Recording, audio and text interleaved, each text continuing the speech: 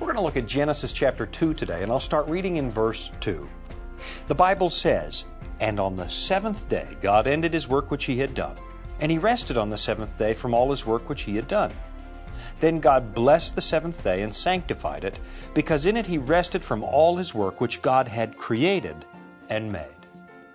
One of the worst things about international travel, at least for me, is all the sleep I miss when I'm going to and from my destination. Now, I know some people can sleep on an airplane or in an airport, but I'm more like the vast majority of people who can't do that. So if a trip lasts a day or two, I'm practically useless when I get to the destination because of all the sleep I missed.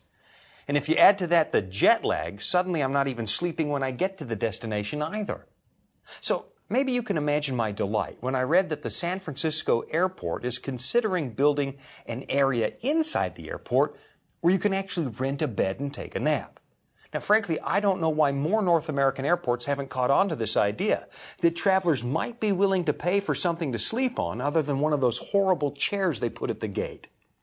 In some of the world's airports, they do have this figured out, and there are places you can stretch out for a few hours and catch up on your sleep.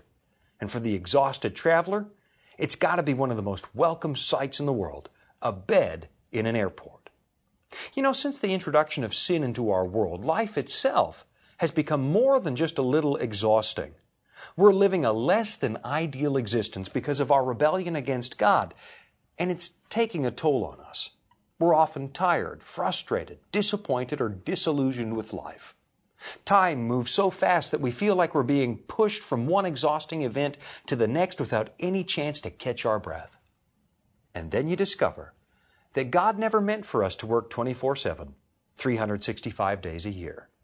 He built this world with a napping space, a sanctuary in time where you can put aside all the frustrations and problems of life and just take a break.